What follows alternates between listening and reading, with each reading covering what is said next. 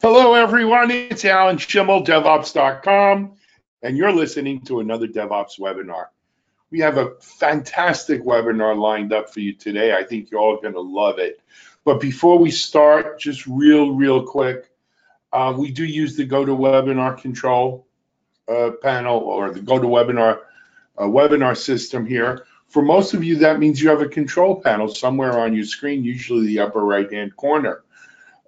We have just two fantastic speaker panelists today, Anders Wallgren and Gene Kim, more about them in a second. But they've agreed to set aside some time for questions. We'll try to do as many questions as we can, but with almost 2,000 people registered to this, I assume we're going to have a lot of questions. So I'm going to ask you to type your questions in real time. If you look at your control panel, you'll see the little section marked questions. Click on the arrow or caret so that it's downward facing. And if you do that, you can actually go in real time and type your questions in, they're queued and ready for when we get to our question section. And you will not have to worry about remembering your question, fighting the question frenzy at the end of the webinar or anything else. So please type your questions into the question area so we can queue them up and prioritize them and have Anders and Gene answer them. Secondly, if you're having any technical difficulties, perhaps the audio is not working, the slides are not advancing, or something else, but you're still able to get to the chat section of your GoToWebinar control panel, we do have engineers standing by who can help you try to get the best experience possible out of today's webinar. So type your problem in the chat, we'll reach out to you and we'll try to make that happen, make it work for you. I see we're already getting questions in, and that's fantastic. But before we get to them, let's turn to our webinar. So today's webinar is sponsored by our good friends at Electric Cloud, and many thanks to them for sponsoring. Today's webinar is titled 10 Do's of DevOps, Key Technical DevOps Practices That Will Transform Your Whole Organization. Both of our panel members really need no introduction to the DevOps crowd. First of all, I'm happy to be joined by my friend, author, researcher, strategic advisor to Electric Cloud, thought leader, and founder of IT Revolution, which has become a bit of an empire unto its own, Gene Kim. Gene, welcome. Alan. Good joining you. I prefer just author. All right, I could have stopped at author, but Gene, I was on a roll. Joining Gene is the CTO and kind of one of the, to me, one of the leading voices of DevOps in this whole space and has been for a while. Always a pleasure to have on here in our webinars, Anders Wallgren. Anders, welcome. Thank you. Great to be here. Absolutely. Guys, and a quick reminder to the audience, if you're following along on Twitter, you want to comment, hashtag EC Webinar, Electric Cloud Webinar, EC Webinar. And we'll try to, grab some of those in if we can as well. So today's agenda on 10 Do's of DevOps. Why do we talk about technical practices for DevOps, right? And our panel will explain that. We're going to jump into Gene and Anders' 10 Do's for DevOps, and then hopefully we'll have some time to summarize this and a decent amount of time for questions and answers from the audience. So that's what we're aiming for. Hopefully we'll get there. With that, Anders, are you ready to take over? Absolutely. All right, go ahead, gentlemen. I'll take over with Gene here. So, starting with this slide, which is really kind of the why are we here slide. These are some of the statistics out of the 2018 DORA Accelerate State of DevOps report, which if you haven't read it and if you don't make other people read it, you should, because it's a great resource in terms of research and analysis of kind of the problems and the successes and the failures and the tribulations and all those sorts of things of thousands of people in the industry. And the numbers have been fairly consistent and kind of, getting bigger over the years in terms of, organizations practicing DevOps are shipping more code, reducing lead times, shipping with fewer defects, recovering faster from failure, because failure is always an option, and make software more secure as a result of that. And so it's there are a lot of technical practices around that, and the 10 ones that we're going to talk about today are not necessarily the end all be all. We could probably come up with a list of 100 if we spent an hour on it, but we chose 10 to talk about that are kind of interesting. So, Gene, anything you want to add to that? Yeah, this is year 5 of the State of DevOps report. That was 2018, and I'm so pleased to announce that as of this morning, we just announced the launch of 2019 State of DevOps report, and so this is the first report that DORA is now doing under the auspices of Google Cloud. So I'm delighted that the adventure continues, Anders. It's great. I mean, it's my favorite thing to put in front of people when they say, DevOps, does it really work? So it's always been a great resource. And sort of a little bit more on it, and this is again a little bit more pulled out of that report, but why are we focusing on technical practices? I mean, there are lots of different things to focus on in DevOps. I mean, culture, people, process being kind of the 3 main legs of the stool, if you will. But technical practices are those are the things that we do on an everyday basis, right? These are the things that kind of move the ball forward. People and culture is probably the most challenging, and probably also in some ways the most important thing to address in an organization. But you really have to focus on how are you doing things, and how do you change how you do things. And I was talking to a couple of people at work about this when we were getting ready for this webinar, and one of them brought up a great kind of analogy of culture, which was if you want to take somebody camping who hasn't been camping before and may not like camping. I have a friend of mine whose spouse went camping once, and she came back and said the only good tree is a stump. You want to think about how you can create a soft landing for that new experience. How maybe you don't want to go out in a Boy Scout pup tent when it's raining and you've got old sleeping bags to sleep on. Maybe you want to kind of gently move into that new way of doing things a little bit, and that's a little bit relevant here too, in terms of when you're doing technical practices, think about how you're introducing these things, and what the transitions are, and how you can get quick wins, and those kinds of things. Gene, what do you think about that? Yeah, so just 3 very brief things on this. This diagram is one of my favorite diagrams of all time. It shows up in the Accelerate book. This is an updated one that showed up in the State of DevOps report 2018, and we call it the BFD, the big fulsomely researched diagram. Every time you see an arrow, that is a predictive factor. 2 is exactly as you said. DevOps outcomes are really created by 3 things: architectural practices, technical practices, and cultural practices. And I think technical practices are also interesting because as Dr. Edgar Schein said, who studied the Toyota production process. He studied helped create the learning organization body of knowledge. He said it is better to think your way into a better way of. It is better to act your way to a better way of thinking than to think your way to a better way of acting. In other words, it is actually just better to do it, right? And you change mindsets as opposed to changing mindsets, which eventually change behaviors. Yeah, that's my way of putting that. Has always been, can we just go write some code now? Yeah, right. That's definitely so. Moving on, we've got a little bit of an interstitial title slide here before we dive into it. But so here's do number 1. So make stuff available through self-service. Really what this is about is we've got a lot of different ways that we do things, and oftentimes one of the barriers to productivity, one of the barriers to improving cycle times and so on, is just having to wait for things, having to wait for other people to do things on your behalf. I need an environment set up. I need to set up a pipeline. I have to do some infrastructure things. I may have to do, and all of these things typically, you're rarely doing something for the first time. But oftentimes it takes as long to get something done the second, third, fourth, fifth times as it does the first time. And so one of the practices that we espouse, quite a bit is this idea of self-service, right? Take whatever you have. I mean, it doesn't have to be pretty. You can even take your existing scripts and wrap them up, do all kinds of things, but make things available in a governed way, in an easy to access way. So if I need to set up an environment to do some testing, package that up in a way that people can just do it on their own.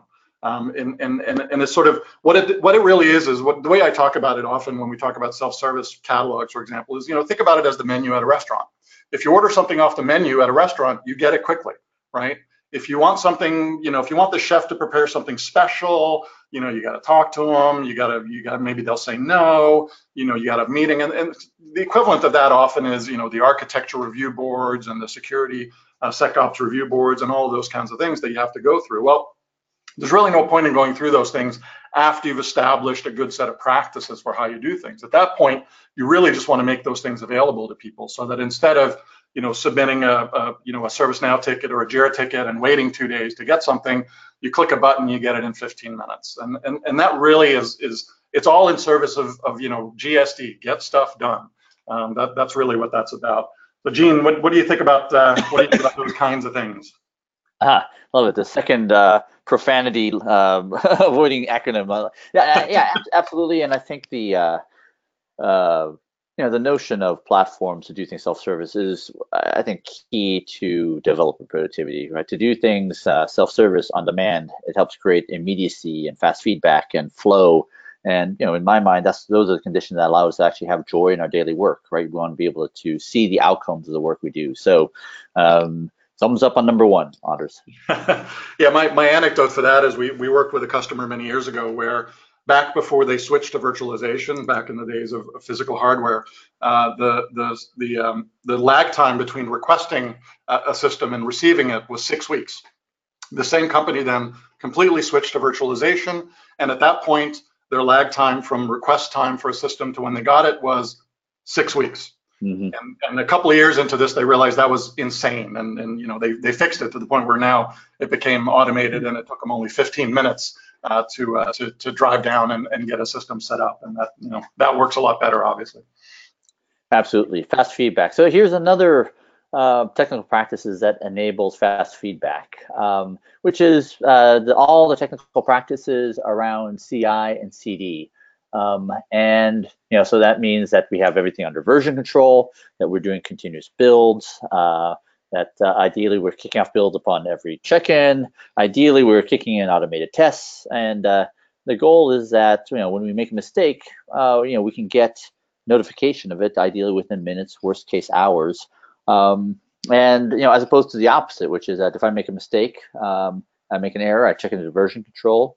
If the first time or opportunity that I get to know that the error occurred is 9 months later during integration testing, then the link between cause and effect has basically vanished. So two things, right? It takes a long time to find the error, right? Because is it my error, or is it the other 99 jackasses on the team? Was it my change, or was the other 10,000 changes made over those 9 months, right? And the answer is you don't know, right? So orders of magnitude more time to reproduce the problem, to diagnose it, and to fix it. So again, we want short code deployment lead times. We want fast build times, fast test times, and those are the conditions that best enable that are the practices around continuous integration and ideally even continuous deployment. One of my favorite quotes is from Martin Fowler. He said, "Continuous integration is probably is one of the most profound contributions to the practice, up there with Agile." So, praise doesn't come much higher than that. A friend of mine said, really, we want developers' best and most strenuous efforts focused on solving the business problem, and not screwing around with infrastructure. So, in other words, if we can create a great platform for developers where all this is taken care of, that lets developers focus on solving the business problems, working on the feature, right, and not futzing with things outside of the application. And I've really become, Anders, one of those fussy developers where I resent every minute, every hour, or every week that I spend, trying to connect things with each other, trying to get infrastructure working. All right. Ideally, I would just love to have a friend or a team that I can just rely upon to do it for me. Does that resonate with you, Anders? Absolutely. I mean, I think CI and CD is really, it's really the foundation of small batch sizes, right? I mean, the CI system kind of, squeezing out a little chunk of code every time a change list gets submitted, that really kind of becomes the pump of the small batch sizes, right?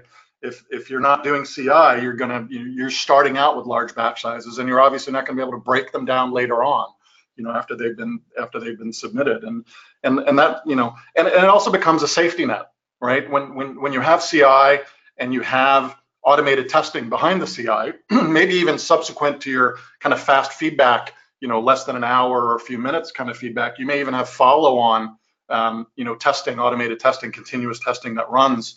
I mean, in our case, in electric cloud engineering, we're talking about tens of thousands of tests that ultimately get run in our pipelines for every single build. Follow on from the CI, but it's a safety net, right? It means I can submit something, and I can be relatively confident that I haven't broken something with what I've done, and that if I have broken something, that it will get caught, before production, before customers see it, and that's really, psychologically, I think that's an important thing, because it allows us to be more aggressive, it allows us to be more confident, and to move faster. It really is, a fundamental part of how you get software out the door faster. Just a little brief note. I just think the notion of fast feedback is so. I'm just always surprised by how much it matters. I had this one problem I was working on over the weekend where this is some months ago, but it took me 6 minutes to complete the build, test, deploy cycle, and it was maddening trying to get something working, right? Because if every iteration takes 6 minutes, any sort of for me, the frustration levels go through the roof. And so in my case, it was the difference was actually moving OAuth onto my laptop, right? So that I could at least, I could have identical code running on my laptop versus production. And the difference was astonishing. To go from, 5 seconds, 5 minutes to 5 seconds, it went from utter frustration to actually having fun solving a problem, right? Actually, it wasn't really a problem, it was a puzzle, right? It was solving this stupid puzzle. And it just did wonders for my emotional state. I mean, I have to imagine you've had similar experiences in your career. Absolutely. I mean, you can't get any flow going, if people sort of know what flow is in terms of, how you're operating when you're in that mode. When, if every 5 minutes you have to stop and wait for 5 or 10 or 15 minutes, or I mean, in some cases with code that's out there, that's 5 hours that you're stopping for to do a build. Yeah, exactly. It's impossible to get stuff done in those conditions. It really is. I mean, kudos to people who do get stuff done in those conditions, because they must have the patience of saints. Because I would be, I don't know what I would do. I would have some sort of physical symptoms as a result of that. I certainly did. Yeah. So think, it cannot be hours. Even minutes is actually too long. Really, it should be seconds. Yep, and I flip forward to the second slide here on this topic, just in terms of the, all of the things that you just talked about. But speed is of the essence, right? Speed and then follow on completeness with your testing and automation, so that you get the fast feedback that you didn't break anything obvious, and then you have the kind of deeper bench testing that happens afterwards automatically, that goes into a little bit more detail and make sure that you haven't broken anything subtle and those kinds of things. It's almost impossible to overstate how important that is to give a team confidence that they're not breaking things when they submit changes. Yeah, sorry about that, Anders. Yeah, and absolutely. And so that's the list on the right. And the opposite of that is when you have lead times measured in 9 months, you have to funnel your work through 40 different functional silos. At that point, you never see the outcome of the work you do, and that is where all the sense of productivity, flow, and joy vanish. Right? You never get to see the outcomes of the work, except for the catastrophic deployment. So you get none of the positive feedback, and you get all of the negative feedback. And that is the makings of a disaster. So that's number 2. Anders, over to you for number 3. Yep. So do take a code native approach, and this is sort of I sometimes refer to this when I'm speaking to people who understand regular expressions as star as code. Model everything. We talk about pipelines a lot at Electric Cloud. Software pipelines, software delivery pipelines, software build pipelines, all of those kinds of things. And in one sense, think of your pipeline a little bit the way that you used to think about installers back in the days of, all desktop software. Your installer was a part of your product, a very important part of your product. It was usually the first thing that the customer would see. Now, your software pipeline is, not something that your customer will ever see, but it's equally important in terms of its ability to sort of, put everything together so that you can put code in front of your customer, whether that's, on their laptop, on their device, on the website, what have you. So, being able to manage everything in your software pipeline and model it and be able to, abstract away this, kind of the what from the where from the how, the what being, your code itself, the modules in your software, the microservices or the DLLs or the jar files, WAR files, all of those kinds of things, how they're built individually and tested individually and so on, and then how they're brought together, into an application or a set of applications or a set of services, all of those kinds of things, and being able to, talk about this at a high level of abstraction, right? And so that you have an adaptable kind of system, an adaptable pipeline where, when it comes down to, hey, we have a new security scan we'd like to do, that doesn't become an 18-month odyssey of how to integrate this tool into how you build, test, qualify, release your software, but instead becomes an hour-long conversation followed by 15 minutes of, adding another stage to your pipeline and invoking a plugin to call that security tool or what have you. That you get, again, you get flow in terms of how you modify and maintain the infrastructure that delivers your code, because that's really important as well. I mean, that's, a lot of times when you get stuck in those kind of 9-month delivery cycles, it's not the writing of the code that's taking 9 months. It's all the stuff you got to do to it on the way out. So modeling everything, modeling the applications, being able to model the pipeline and what you do to the application, on its way on the path to production, and all the processes that you want to run on that, and including, we always argue and make the case with our customers that, look, okay, you're doing some manual things in your pipeline. That's fine. Make sure you capture those manual steps, those manual stages in the pipeline, because then you can start to do things like see how much time you're actually spending on these manual stages. And it's not unusual at all to see that, in a certain amount of elapsed time for a software pipeline, that, a massive chunk of that elapsed time is spent waiting for people to do manual steps. Not actually even really the doing of the manual step, which often is just, look at a number, make sure it's above a certain threshold and click approve. It really is the waiting, between these things that where you end up, losing a lot of time and, losing flow. And then, what we mean by code native is really domain specific languages or declarative languages, right? So being able to express what you're doing to your software as code. Now, in a regulated environment, finance, healthcare, automotive, defense, aerospace, all of those kinds of things, this is almost a game changer in terms of your ability to get feedback on what your process is from your auditors or from your governance functions in the organization, and then be able to demonstrate very clearly the changes that you made and that you did make changes to that.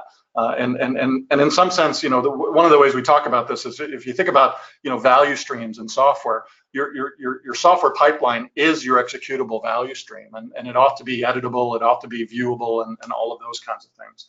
That's something that we evangelize a lot with our customers, and obviously is very prominent in our products. But everything as code is something that we've been all over that for the last few years, and it's paid off a lot for our customers, I think. So, Gene, any kind of insights or thoughts on that kind of stuff? Oh, I love it. I mean, just I think we've tried to favor declarative over imperative. I love what you said about the pipeline is the new installer, and just on a slight side note, I mean, having now just loving the closure ecosystem that runs on a JVM, I think one of the big surprises is how much better the JVM is for production bundling. I mean, just compared to Ruby and Python, it just blows me away. How much more it is conducive to be able to control what gets put into production and just have all the dependencies taken care of. It's just that's actually one of the big surprises for me over the last year. I mean, the Java ecosystem is very robust. I mean, I'm biased because I've been primarily a Java engineer for a huge chunk of my career. but I dabble in everything. Everything is a tool to me. Use it for the right thing.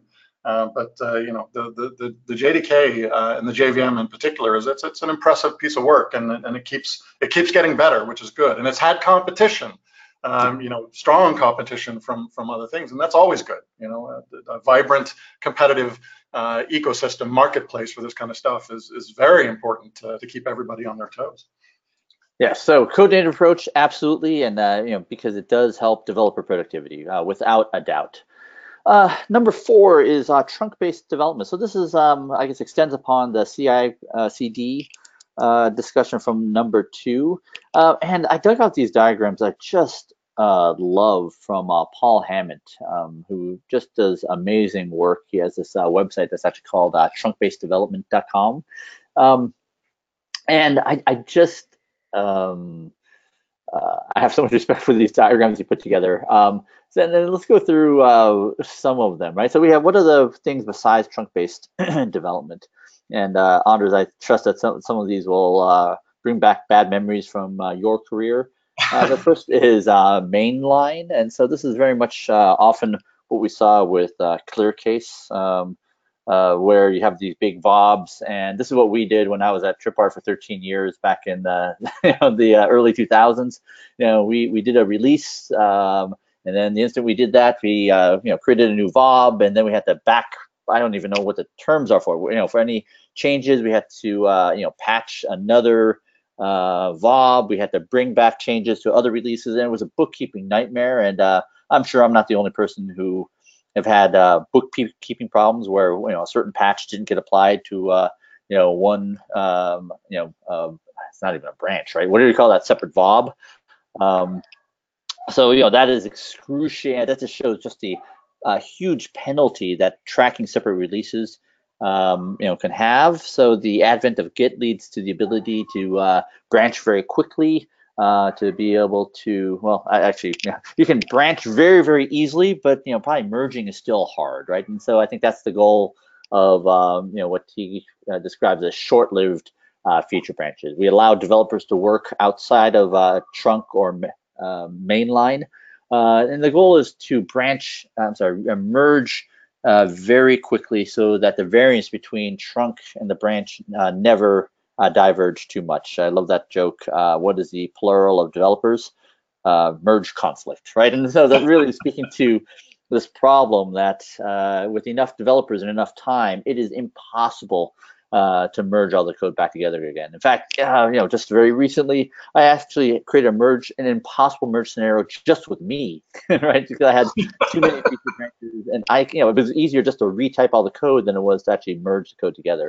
What's the plural of team? Merge conflict. Exactly. And so many people would assert that even having feature branches, it's too easy to let them go too long. And that's really the point of trunk-based development, this notion of really building into daily work, merging back to trunk. And so there are all these practices that allow you to do that, without disrupting everybody else. But it really is great because we decouple, we're taking merge risk off the table, which is astounding. I mean, it doesn't take very many of these merge hell, episodes to really get to see the light about what is so good about merging quickly. And then, once you have trunk-based development, it is actually not so far of a stretch to go to continuous deployment. So there are a lot of people who poo-poo that trunk-based development can't be done with more than a couple of people. And so for those naysayers on the next slide, it describes some of my favorite stats from Google. As of a year and a half ago, they have 30,000 developers, and they have one CI system. They are practicing trunk-based development at scale. They're doing 45 commits per workday. Almost every property is deploying at least once per day.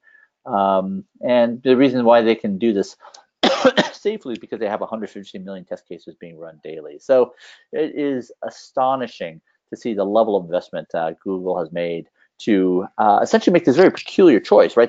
They've coupled everybody together. There's one CI system, one build, but you can see, the payoff. Incidentally, I find it interesting that if you take a look at these tech giants, Facebook, Amazon, Netflix, Google, they probably spend 3 to 5% of all dev cycles on dev productivity. So Google has 1,500 developers just focused on dev productivity. Microsoft has 3,000 developers focused on dev productivity. And I think that if you compare that to most technology organizations, some have zero, right? And so the point here is that, dev productivity is important, and most people are massively underinvesting in dev productivity. Greatness is not free. Absolutely true. That's absolutely so true. And I think that the key observation here really is the test cases, right? Because you have a snowball's chance in hell of doing trunk-based development or continuous deployment type development if you don't have automated test cases, right? It's going to work. So if you had to pick one thing to do right, if you want to do things like trunk-based development, you got to have automated test cases, because without it, it isn't going to work. So yes, that's absolutely for sure. And it's interesting. I remember having a conversation way back when with some engineers from Lotus, back when they were working on Lotus Notes, late 80s, 90s.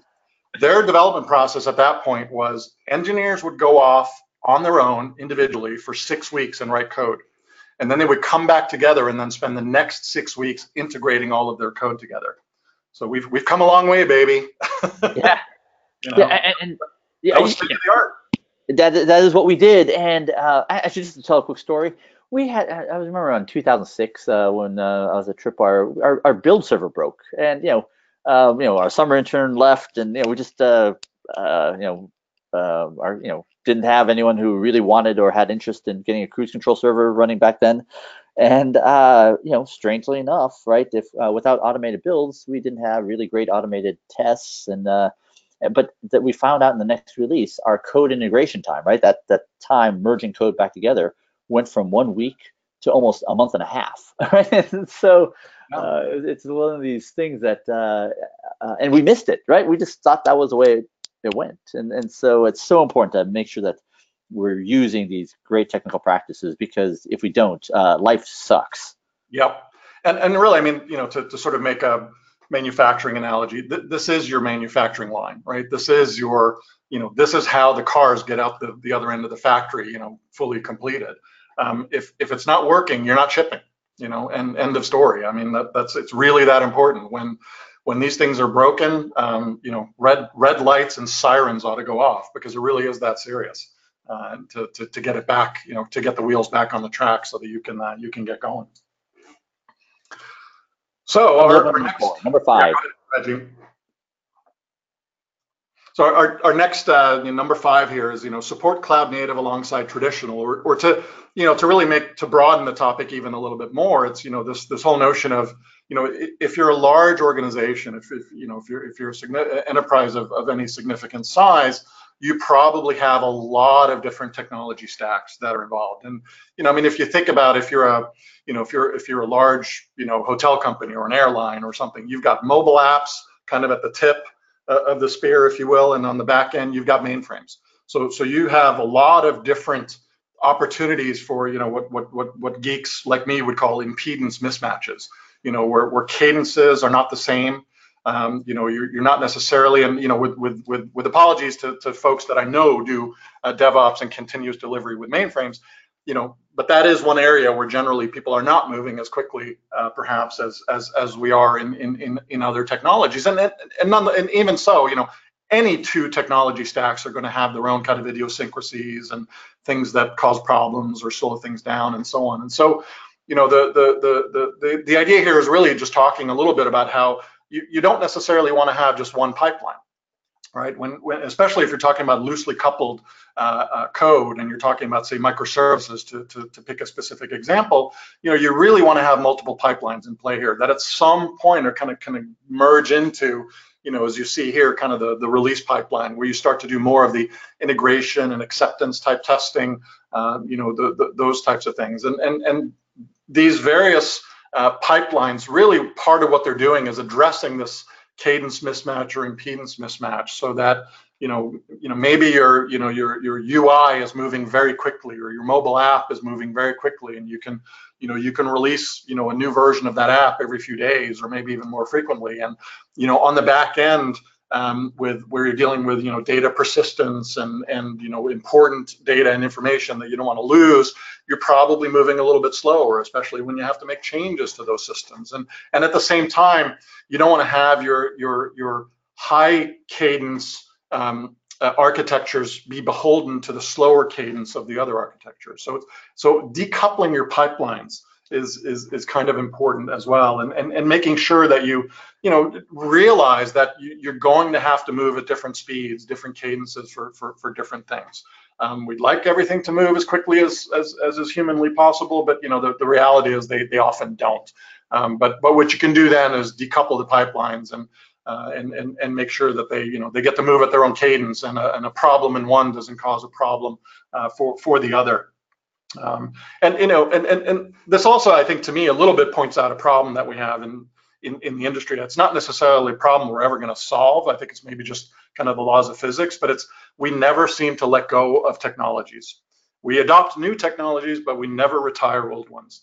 I've been asking this question a lot the last few weeks when I'm out in the field talking to people, and it's, tell me about a technology that you've decommissioned, that you no longer use. And I'm not hearing a lot of that. So this, in some sense, this kind of pipeline sprawl, if you will, here is really a sign that, we are in a reality where we have lots of different architectures, lots of different technology stacks that we're using to get our work done, and we have to figure out how to make them work together, because you're not going to be able to do an airline reservation system with only a mobile app.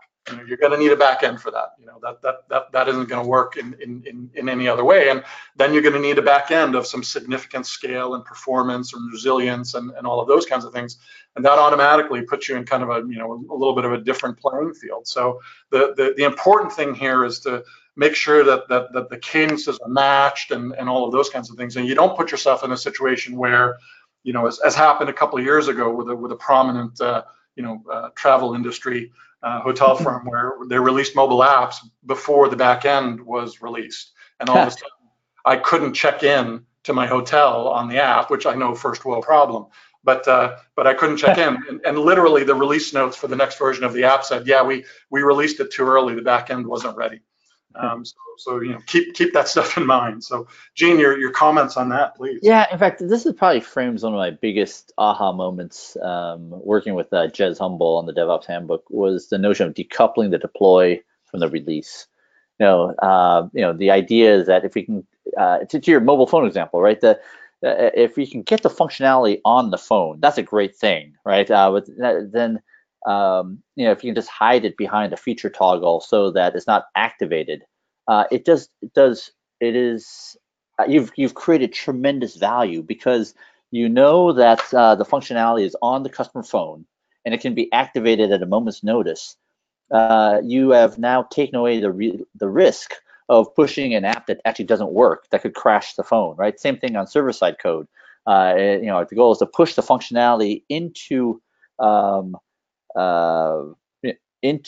the production servers and know that it's working before the huge launch event.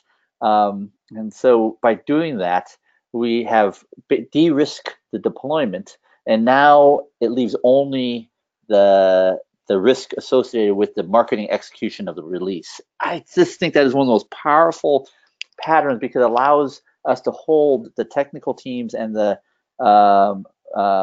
business and marketing teams accountable for what they should be accountable for. Right? In fact, the whole launch failure in the Phoenix project, you could say, was a problem because it was in part due to the fact that the deployment and the release were happening at the same time, and that creates these high stakes releases where there is no going back, and you have to fix forward, and we have 6 hours before it goes live, and you run out of time. So I think this is huge. And does that resonate with you, Anders? It absolutely does. I mean, I've frequently said to customers and prospects, if the first time you're using your production deploy infrastructure, code, scripts, whatever, is when you do a release to production, you're insane to ever expect that that's going to work, right? I mean, it really, it's really like, you have a football team.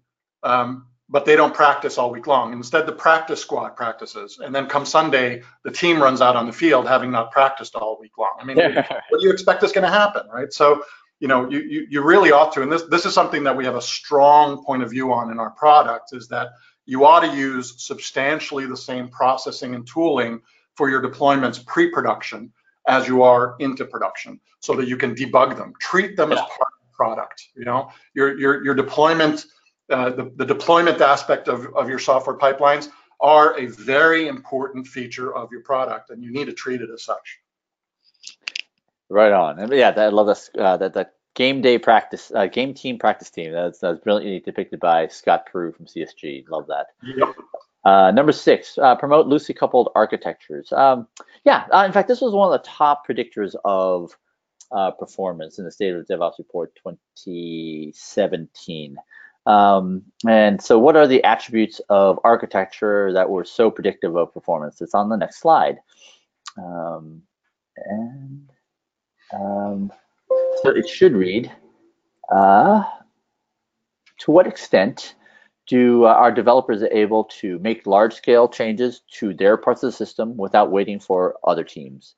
Or approval from anyone outside their team is actually the correct quote.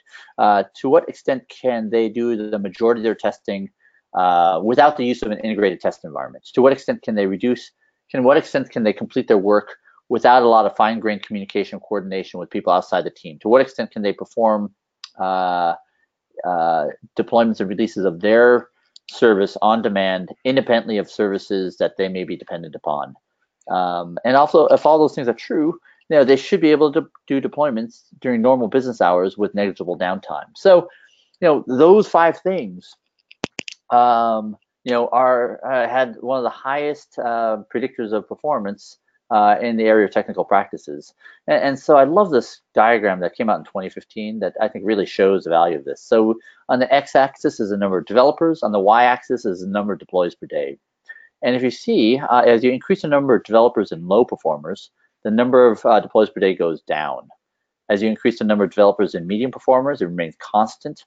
Whereas in high performers, as you increase the number of developers, the deploys per day goes up linearly. So there's a logarithmic scale, so that curve is actually linear. So it just shows how really the goal is to be able to enable small teams to develop, test, and deploy value independently, so to the customer, without having to do a lot of batching, coordinating, communication, coordinating, and often what happens in tightly coupled architectures is that your part might be done, but you have to wait for the other 34 components to be lined up, and you all have to deploy together, right? That is not conducive to productivity. Anders, does that resonate with number 5?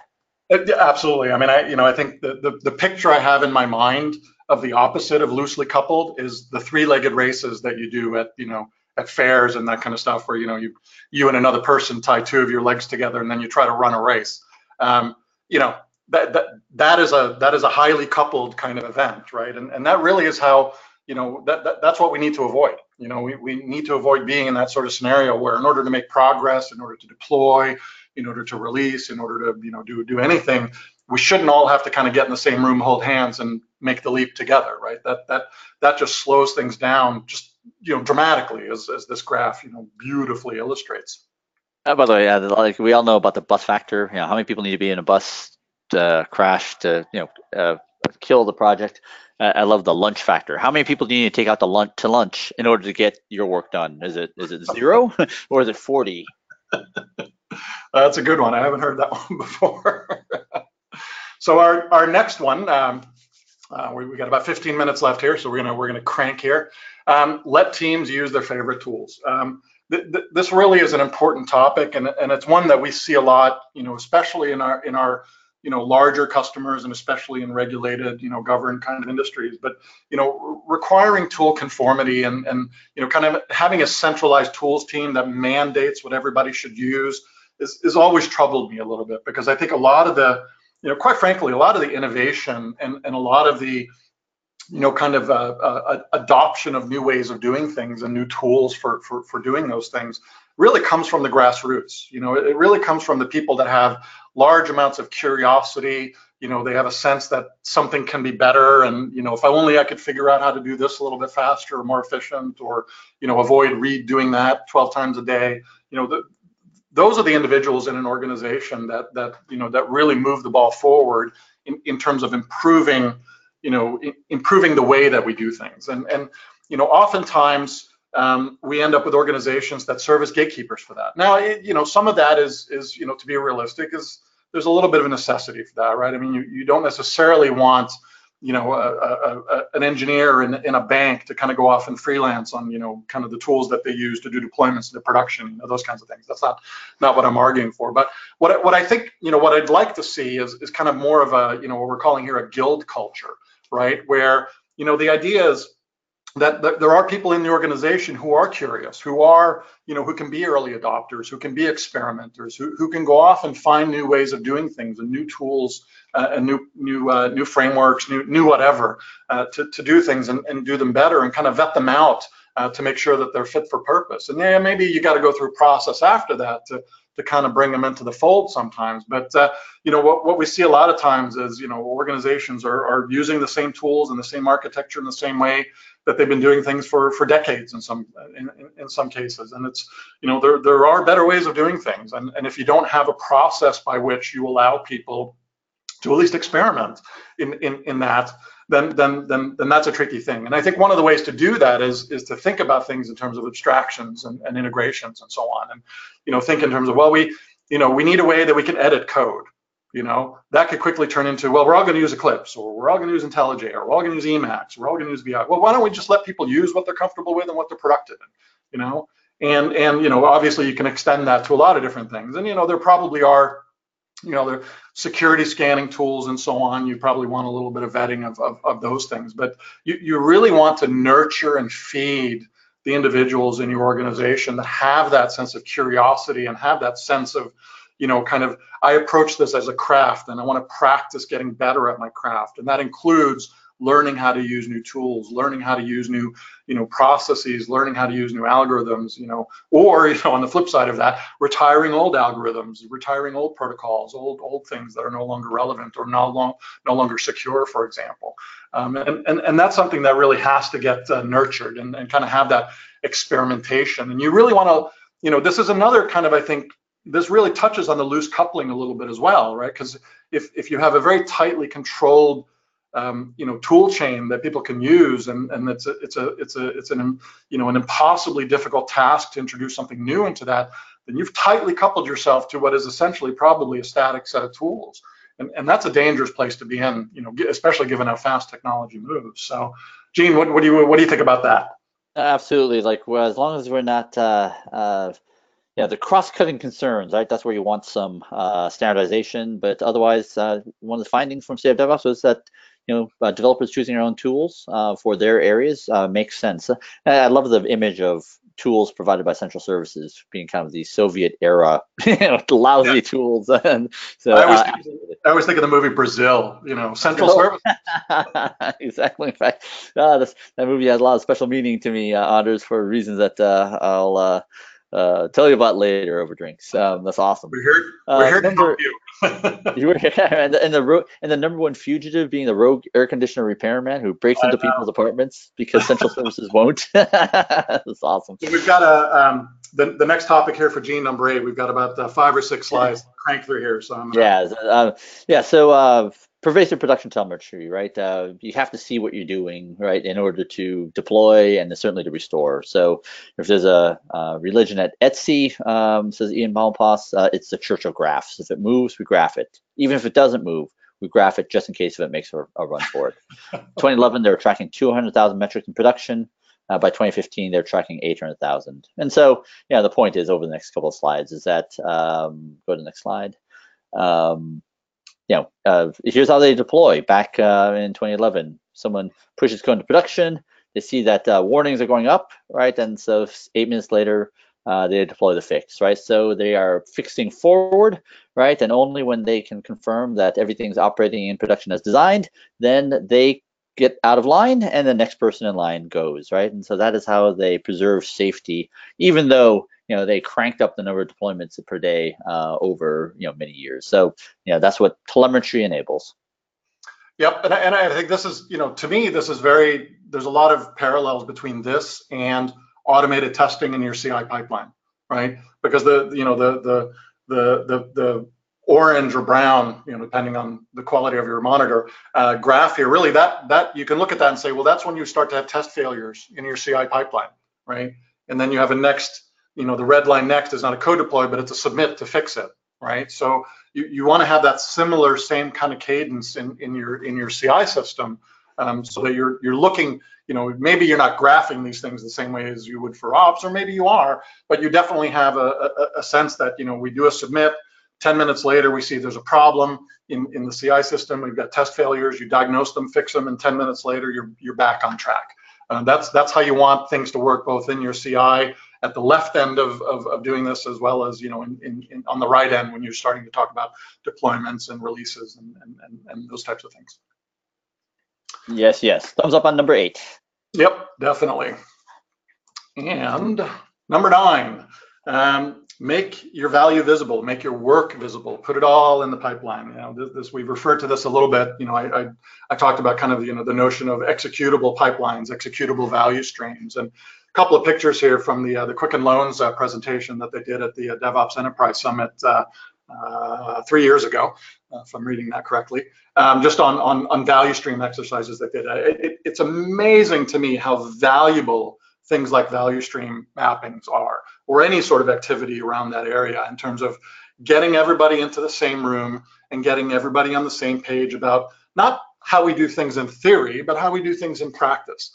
And if I had $1 for every time I'd heard somebody say, oh, I didn't know we did it that way, or, well, wait a minute, we also do this, I'd have, $50 or $60, and that's pretty good. So these things are incredibly valuable things to do. And I think as a kind of a corollary to that is, move that into your pipelines, right? Translate that into your release pipelines, your software pipelines, and kind of create that executable value stream. And this is a way that we can take that tribal knowledge, document it, make it actionable, make it editable, make it tweakable. For me, I'm a very good editor. I'm a crappy kind of blank page writer. I really have to embrace my inner, crappy first draft. When I sit down in a blank sheet of paper, it's a lot easier to edit. So, when it comes to things like coming up with a pipeline or those kinds of things, get everybody in the same room and really, get the whiteboard out or get the paper out or get those sticky notes out. Do whatever you got to do to figure out how it is that you actually do these things. And one of the ways I talk about this, and granted, this is the audience for this kind of illustration is somewhat limited, to people that watched a lot of television in the 70s and 80s. But if you ever watched Schoolhouse Rock, they had a great episode, a great little thing called How a Bill Becomes a Law. And it sort of anthropomorphizes a bill in Congress and the journey that it takes through, the House, the Senate, getting signed by the president, all of those kinds of things. And really what I think people should do is, put a GoPro camera on the head of your source code, and then record the path that your code takes as it makes its journey through, being, first submitted by an engineer to when it's in production, providing value for a customer, and really understand, how much of that time is it sitting around, how much of that time is it getting tested, all of those kinds of things. I think that is something that organizations that understand this and know this, they are the ones that are in a position to make improvements. They are the ones who are in a position to improve cycle times, to really be able to start to understand where the delays are, where the problems are introduced, all of those kinds of things. Something that we have a strong opinion about, not just when we talk, but also in our products. Just make it all visible. If it's manual, put it in there, right? Track everything. Gene, what are your thoughts on that?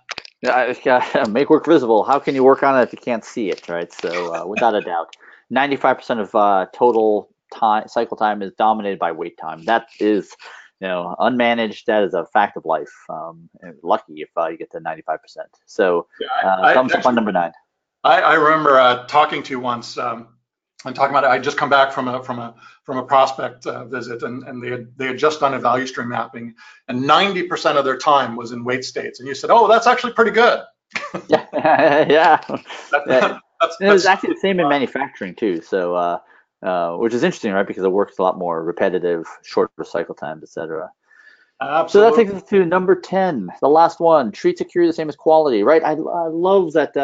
We're now showing that security is a subset of quality. That we can use the same technical practices we use to address, all the problems that we care about DevOps, and just extend them to DevOpsSec or SecDevOps or DevSecOps.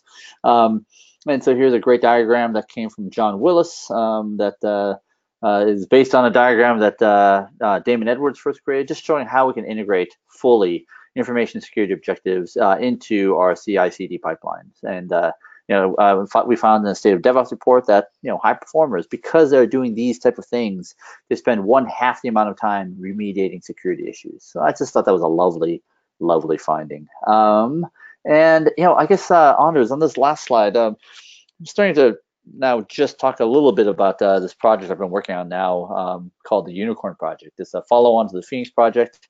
And the Phoenix Project had the 3 ways, the 4 types of work. And I think everything's really going to hang off of the 5 ideals in the Unicorn Project. And it really is, simplicity, right? We want architectural simplicity as opposed to complexity. Have work be fast so it creates focus, flow, and learning instead of being boring, dominated by weight and burnout. Value innovation and achievement versus process and compliance. Safety 2, when something goes wrong, do we ask what caused the problem, or are we on a witch hunt to find who caused the problem? And really being customer centric, right? Meaning that now we care about outcomes for the customers as opposed to really caring about our functional silo. So I just found, when you do books like this, you just hope that, you delete everything that doesn't have to do with these 5 things, and you just hope that there's enough left to have a book. So that's where I'm at right now. So with that, I think that takes us to the finish line for you. Take it away, Anders. It does, and just a quick summary here before we have a couple of minutes left over for Q&A. The 10th here being kind of a reference back to the idea of, how do you take somebody camping for the first time, right? Would you rather have them, be in this kind of a tent or in a, soggy, Boy Scout, pup tent kind of thing?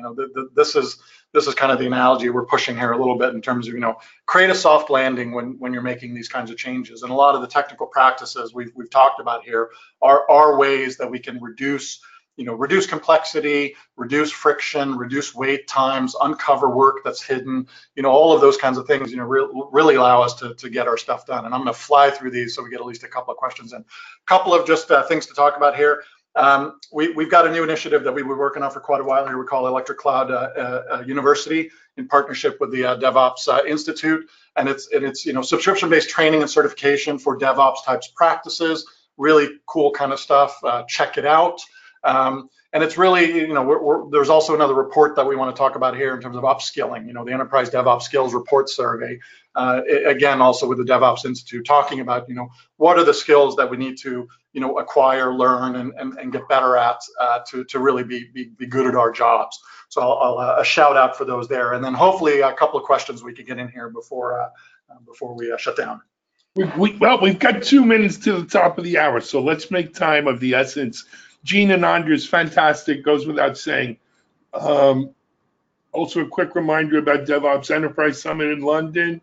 We'll be there from DevOps.com as well. But we've got a lot of questions, and we'll try to get to them in email. Sorry, Anders, we screwed up.